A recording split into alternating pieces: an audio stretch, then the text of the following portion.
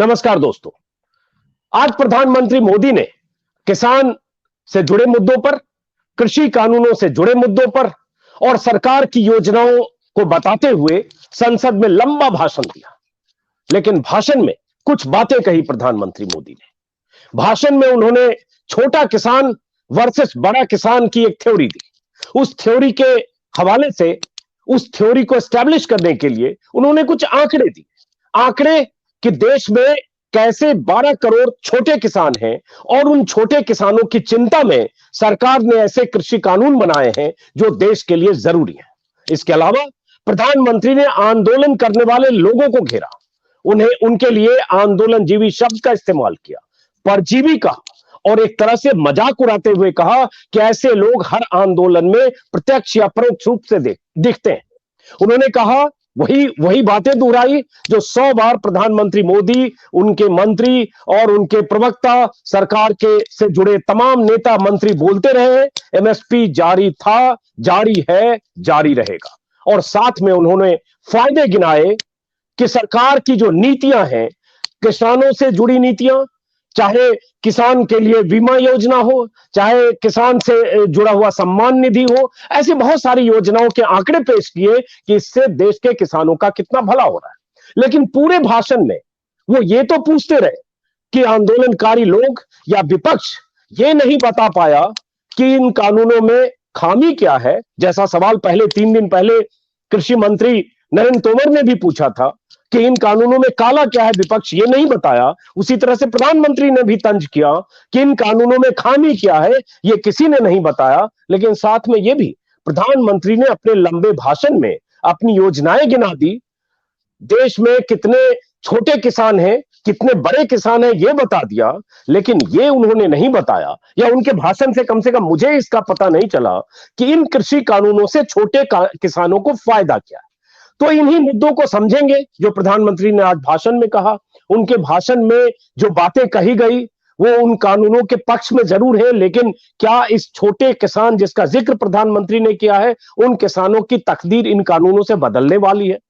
और कुछ सवाल जो आज के भाषण से पैदा होते हैं, उन सवालों का जवाब लेंगे। हमारे साथ है केंद्रीय कृषि मंत्री रह चुके सोमपाल जी। वाजपेयी सरकार में सोमपाल जी मंत्री रहे हैं, सांसद रहे हैं, योजना आयोग के सदस्य रहे और सबसे बड़ी बात, दशकों से कृषि मामले को बहुत करीब से एक किसान के तौर पर, नेता के तौर पर, एक्टिविस्ट के तौर पर और मंत्री के तौर पर और अलग अलग भूमिका में देखते समझते रहे। तो सोमपाल जी हमारे साथ हैं। मकसद हमारा यह भी है कि प्रधानमंत्री के भाषण के कुछ मुद्दों का विश्लेषण। लेकिन सबसे पहले सोमपाल जी, आपका परिचय कराते हुए, चूंकि आप बहुत मुखर होकर बहुत सारे मुद्दों पर खुलकर बोलते रहे, चूंकि आपकी समझ है, प्रधानमंत्री ने जो आज छोटा किसान वर्सेस बड़ा किसान कहा, इसका क्या मकसद लगा आपको और इससे हम क्या समझे? इसके साथ कुछ आंकड़े भी उन्होंने पेश किए कि कितने छोटे किसान हैं, 1 हेक्टेयर से कम वाले, 2 हेक्टेयर से कम वाले। जिक्र चरण सिंह का किया, कृषि सेंसस का किया, एग्रीकल्चर सेंसस का किया। क्या मतलब निकाला जाए सोमपाल जी? कि जहाँ तक आंकड़ों का सवाल है वो कोई नए नहीं है। चौधरी चरण सिंह जी के समय छोटे किसानों की जो संख्या थी उसके मुकाबले में बड़ी है। इन्होंने 71 के कृषि सेंसस का चर्चा किया, परंतु जो अद्यतन लेटेस्ट जो सेंसस है वो 2015-16 का है। उसके आंकड़ों के ऊपर अगर आप दृष्टि डालेंगे तो आप पाएंगे कि 2 हेक्टेयर तक के किसानों की संख्या जो है वो 68% है और 4 हेक्टेयर तक के किसानों की संख्या 87% है और 8 हेक्टेयर तक के किसानों की संख्या करीब 95% है और 10 हेक्टेयर से छोटे किसानों की संख्या 99.3% है। यानी जिसको बड़ा किसान कहा जा सकता है भारत की परिभाषा में, वो केवल 0.7% है। तो ये तो है आंकड़ों की बात, तो कोई नई बात नहीं की। और चौधरी चरण सिंह जी जो कोट किया वो पुरानी बात हो चुकी। उससे ज्यादा छोटे किसान बाद में, जब छोटे किसानों की संख्या बढ़ी है जमीनों के बंटवारे के कारण, आप ग्रामीण क्षेत्र से जानते हैं, आते हैं, इस बात को जानते हैं।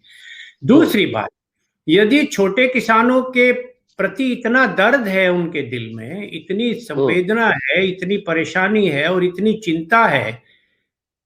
तो विडंबना की बात यह है अंजुम जी, जिन क्षेत्रों से आप आते हैं, पहले ये एक आरोप सा लगाते रहे कि पंजाब के और हरियाणा के और पश्चिम यूपी के बड़े किसान इस आंदोलन के पीछे हैं।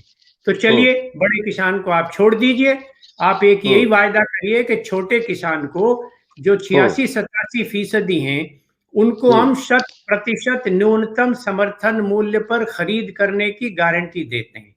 आश्चर्य और विडंबना की बात यह है कि बिहार, बंगाल, उड़ीसा, झारखंड, पूर्वी उत्तर प्रदेश, मध्य का उत्तर प्रदेश और जिस क्षेत्र से मैं आता हूं बागपत में औसत किसान के पास 1 हेक्टेयर नहीं, 1 एकड़ जमीन है। मैं दावे से कह रहा हूं आपको, बागपत का रहने वाला हूं। तो आप वहीं खरीद नहीं करते। और पश्चिमी यूपी और बिहार और यूपी जहां गन्ना सबसे ज्यादा होता है, यूपी तो अब भारत में गन्ने का अग्रणी प्रदेश है, पहले महाराष्ट्र होता था, पिछले 4 वर्ष से सबसे ज्यादा गन्ना उत्तर प्रदेश में पैदा होता है। जब से इन श्रीमान जी की सरकार आई है, गन्ने का इतना बड़ा बकाया राशि आज तक कभी नहीं हुई थी। पिछले साल तो एक स्टेज के ऊपर आकर 16,500 करोड़ रुपया, जरा देखिए, 16,500 करोड़ रुपया तो एरियर था और 2,500 के ऊपर ब्याज बैठता था। और 2017 के यूपी के चुनावों में इन्होंने लगातार कहा था, उधर उत्तर प्रदेश सरकार का शपथ ग्रहण और उधर किसानों का भुगतान। मेरे अपने खेत जो पड़ते हैं ककोर गांव के मलकपुर मिल में, पिछले वर्ष के पेराई सीजन के फरवरी तक का भुगतान हुआ है, आधा पिछले वर्ष का, और इस वर्ष 5 नवंबर से मिल चले थे, आज तक 1 नया पैसा नहीं आया। स्टेट की तरफ से न्यूनतम समर्थन मूल्य घोषित किया जाता था, आज भी पर्ची के ऊपर 00 पढ़कर आ रहा है। उसमें इनका क्या लगता है, जबकि बिजाई से 1 महीना पहले घोषित कर देना चाहिए था। तो ये जो बात इन्होंने कही है, उसके पीछे केवल एक ही नियत है कि पहले पंजाब किसान को अलग थलग करने की बात थी, उनके ऊपर कभी आतंक के सहारे का, कभी विदेशी सहायता का, कभी बड़े किसान का आरोप लगाया जाता था। उसी में फिर हरियाणा सम्मिलित हो गया, पश्चिमी उत्तर प्रदेश से आए, तो ये छोटे और बड़े किसान का सीधे सीधे इससे ये नियत प्रदर्शित होती है कि किसानों में भी वर्ग भेद डालकर उस फूट का लाभ उठाना चाहते हैं कि बड़ी संख्या छोटा किसान है, आपके शब्द जाल में फंसकर वह वोट कर देगा। पर अब ये भूल रहे हैं कि किसानों को आजकल हम जैसे भी सहयोगी और उनके प्रतिनिधि मिले हुए हैं, जिन्होंने ये सब चीजें उनको अब सिखा दी हैं। वो 70 और 60 के दशक का किसान नहीं है कि आपके इस भाषा जाल में फंसकर और आपस में वो मतभेद करके फूट डाल लेगा, इस बात को भूल जाइए। पर मुझे लगता यह निश्चित रूप से कि कहा गया वो इसी नियत से है। ये मेरा उत्तर है आपकी बात। अब ये बताइए कि अगर ये छोटा किसान और बड़ा किसान कहते हैं, लेकिन पूरे उसमें जो भी आपने सुना उनका भाषण, सोमपाल जी शायद आपने भी सुना होगा, इस भाषण से आपको समझ में आया? वो तंज मजाक में जरूर उड़ा रहे थे कि आंदोलन पर इतनी बात हुई, आंदोलन कहां हो रहा है, क्या हो रहा है, इस पर बात हुई, लेकिन ये नहीं हुआ कि इन कानूनों से नुकसान क्या। ये तंज उन्होंने किया और उसी में उन्होंने आंदोलन जीवी शब्द का इस्तेमाल किया, परजीवी, आंदोलन जीवी। हालांकि ये पार्टी या ऐसी तमाम पार्टियां आंदोलन के गर्भ से निकली है या आंदोलन के गर्भ से निकलकर उन्हें सत्ता हासिल हुआ है, इसकी मिसालें हैं। 77 के आंदोलन देखें, अन्ना आंदोलन देखें, जिसके पीछे बीजेपी भी थी और बेनिफिशियरी बीजेपी भी रही, केजरीवाल भी रहे। लेकिन हम उस पर बाद में बात करते हैं। पहले बात कि उस भाषण का टेक अवे क्या है, क्या हासिल है, उससे समझ में आ रहा है कि इन कानूनों से कैसे फायदा है, या सिर्फ एक चाल है कि जो जैसे होता है ना, आप बांटने के लिए कर दो ताकि जो देश का बड़ा तबका है, छोटे किसान, वो डर जाए और या उनके मन में ये बात बैठा दी जाए कि दरअसल ये बड़े किसान हैं, इसलिए इनके हित के पक्ष में वो कानून नहीं है, इसलिए आंदोलन कर रहे हैं। मकसद सिर्फ ये है। ये बात तो मैं अंजुम जी कह चुका हूं कि निश्चित रूप से ये आंदोलन और किसान वर्ग को विभाजित करने का कि इसमें मंशा नजर आती है, तो मैं पहले कह चुका हूं। इसमें मुझे तो कोई दो मत है नहीं ना, मैं अपना मत बदलने को तैयार हूं। अब रही ये बात जो मैंने कहा, अगर छोटे किसानों के प्रति हमदर्दी है तो ये छोटे किसानों को आश्वासन दे दें। और दुर्गति इस बात की है कि बिहार, जहां छोटे किसानों की संख्या प्रतिशत की दृष्टि से भारत में शायद बंगाल और बिहार में सबसे ज्यादा है, और वहीं उन्होंने 2014 में मंडी या उससे भी पहले शायद मंडी को समाप्त कर दिया था, और वहीं किसान की सबसे ज्यादा दुर्गति है। उसका प्रमाण ये है कि बिहार, उड़ीसा, बंगाल और झारखंड सबसे ज्यादा माइग्रेशन, और ईस्ट यूपी और छत्तीसगढ़ सबसे ज्यादा प्रवासी मजदूर खेत में काम करने के लिए पंजाब और हरियाणा में आता है। उनके अपने प्रदेश में अगर स्थिति अच्छी होती तो वहां उनको 100 रुपया 150 रुपया प्रतिदिन मजदूरी मिलती है। पश्चिमी उत्तर प्रदेश, पंजाब और हरियाणा में 400 से 500 रुपया प्रतिदिन मिलती है। तो अगर आपको उनके प्रति सहानुभूति है तो उन्हीं के हित की रक्षा आप कर दीजिए। तो इसमें तो कुछ है नहीं। बाकी भी जो उन्होंने बहुत चीजें कही हैं, आप चाहें तो मैं बता दूं। जी जी जरूर बताएं। हाँ, एक तो उन्होंने ये कहा कि हमने, देखिए मैंने लिखा हुआ है कि क्रेडिट कार्ड का उन्होंने बहुत गौरव से नाम लिया और ऐसा चाहा कि जैसे सारा क्रेडिट इन्हीं को है। इतिहास की बात है, क्रेडिट कार्ड मेरे द्वारा प्रस्तावित उपाय था और माननीय वाजपेयी जी के समय इसका ये शुरू हुई थी प्रणाली। तो ये पुरानी योजना है और यूपीए की सरकार इस बीच में 10 वर्ष रही, उन्होंने भी रखा इसको।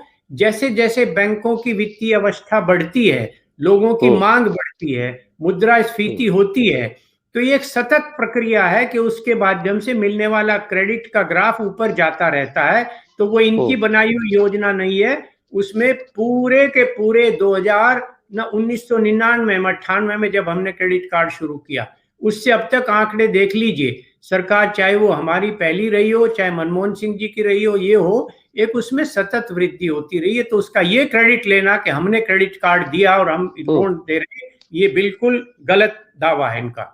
बीमा योजना, मेरे समय में मैंने उसको अपनी कलम से अपने अधिकारियों के साथ बनाकर उसको पेश किया था, बल्कि बाद में उसमें परिवर्तन करके, ये आरोप कांग्रेस के ऊपर भी लगा रहा हूं मैं, उन्होंने इसको परिवर्तन करके कंपनियों के हित का बना दिया।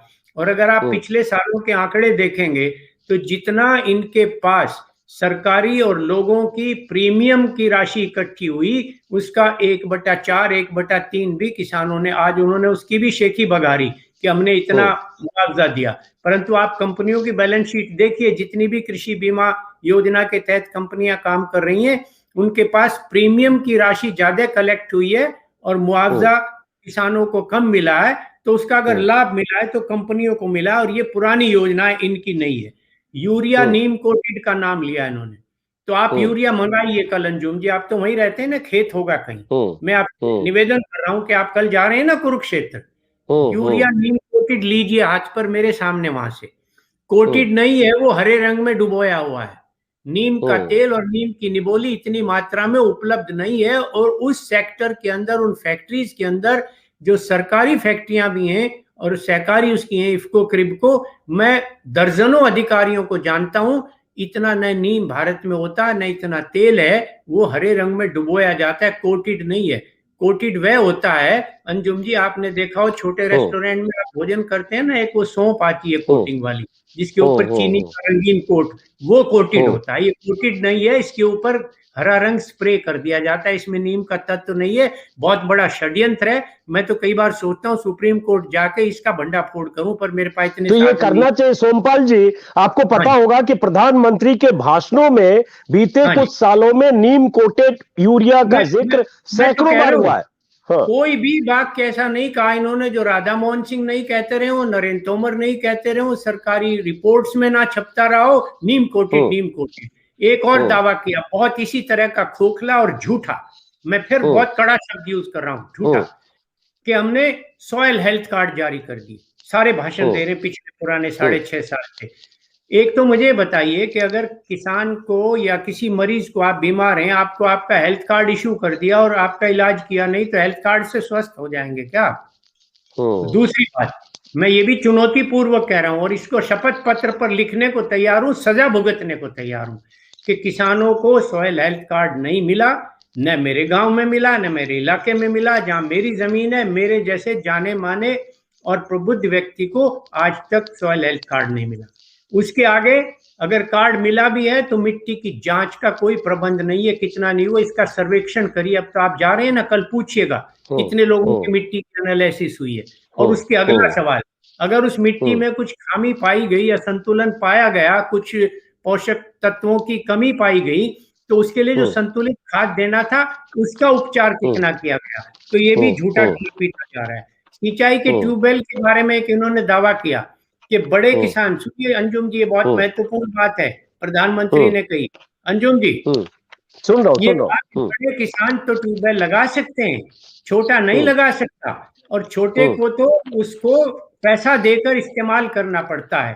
पर आप समझते हैं कि सबमर्सिबल ट्यूबवेल लगाओ तो 2 लाख से 5-10 लाख रुपया खर्च आता है। अगर बराबर में एक किसान है, उसको एक फसल में 3 या 4 बार सिंचाई करके 500 रुपया प्रति सिंचाई देना भी पड़ा, तो वो 2000 रुपये सस्ता है, या 5 लाख 10 लाख का ट्यूबवेल लगाकर उसका ब्याज भुगतना सस्ता है? किसको अर्थशास्त्र सिखा रहे हैं? जिन्होंने खेती की नहीं, खेत में गए नहीं, इस तरह के झूठे घड़ियाली आंसू बहारे उस किसान की तो आसानी है, बल्कि चाहिए कि 10-20 किसानों को एक ले ले और उसका सब खर्च भुगत लें। तो ये तो एक व्यवस्था अच्छी है कि कम से कम उसको पानी तो मिल रहा है, वो भी नहीं मिलेगा तो उसको ऐसे पेश करना जैसे बड़ा किसान ट्यूबवेल वाला उसका शोषण कर रहा हो।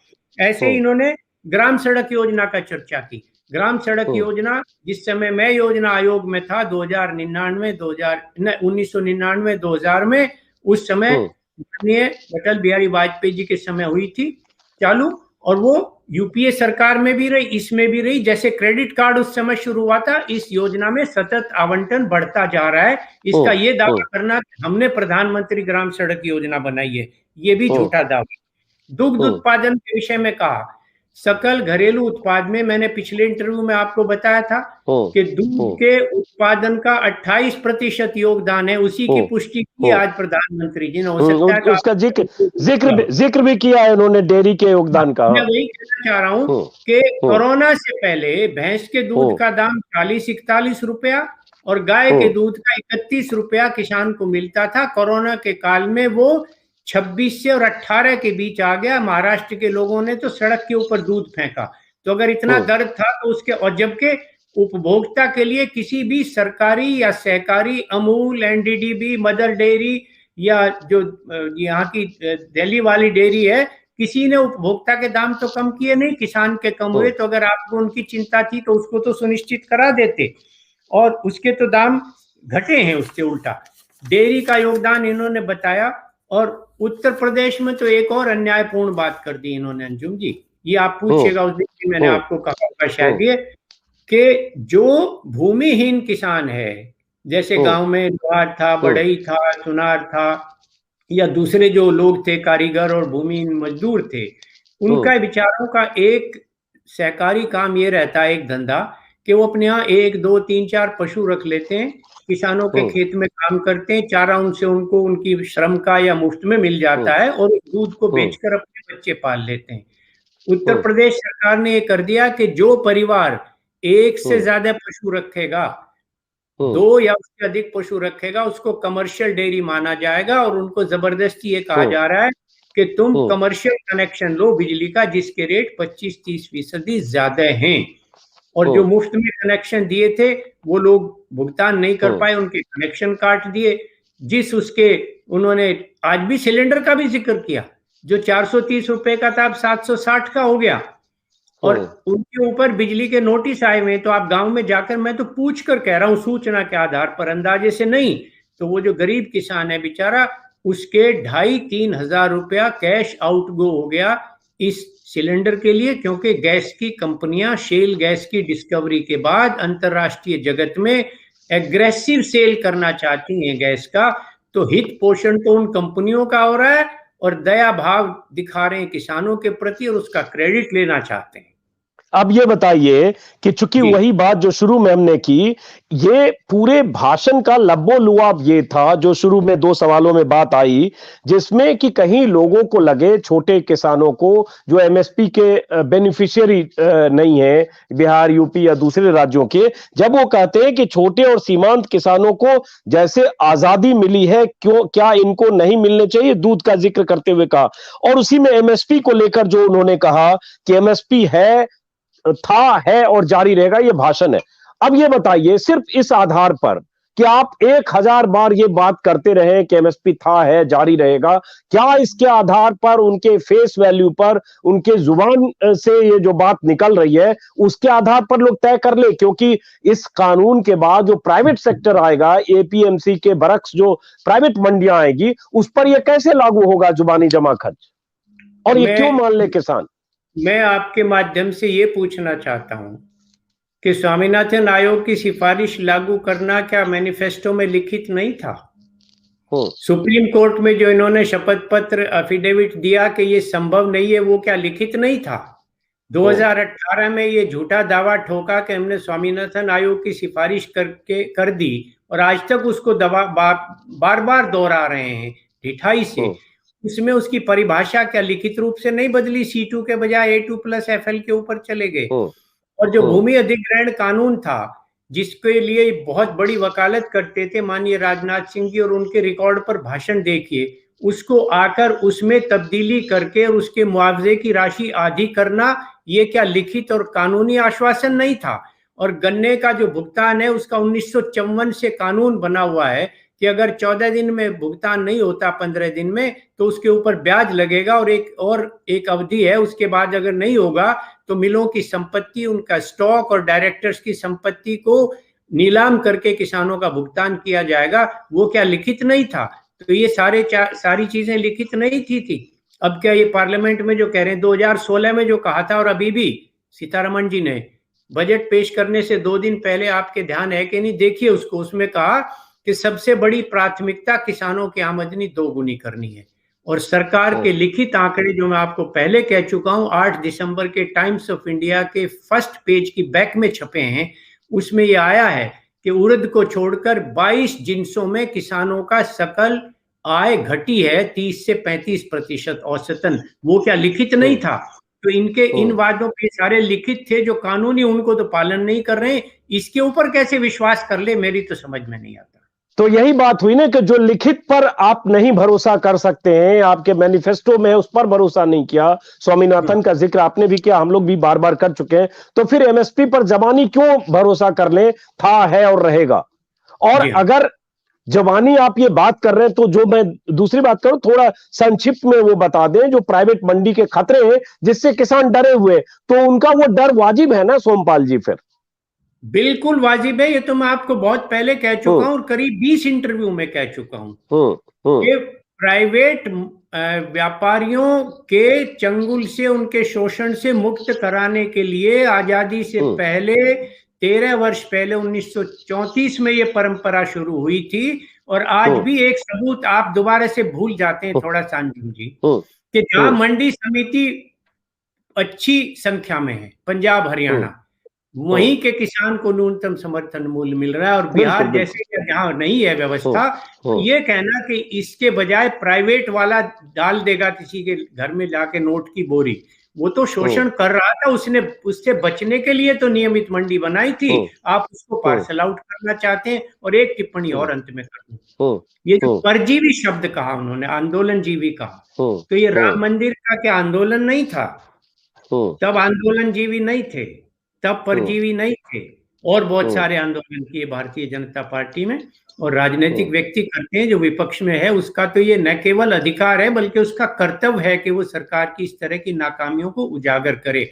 और अगर आप समीक्षा करें तो पूरी बीजेपी और आरएसएस की कैडर की समीक्षा करिए, उनमें कितने लोग हैं जो अपना काम करके अपने श्रम से पैसा कमाते हैं। अगर परजीवियों की सबसे बड़ी फौज है तो इनकी है।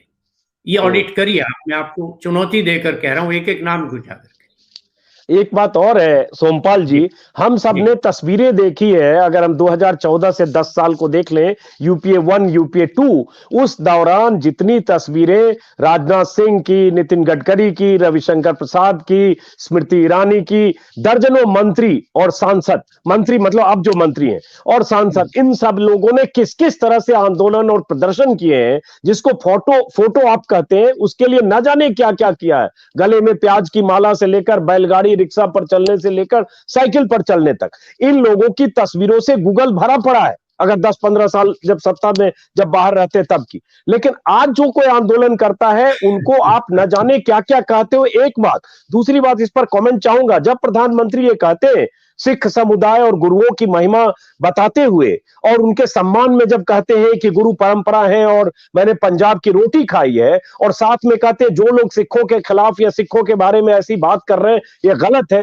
तो ये बात कौन लोग कर रहे हैं? ये बात तो सत्ताधारी दल के नेता, प्रवक्ता और मंत्री कर रहे हैं। तो हाथी के दांत खाने के और दिखाने के और हैं ये।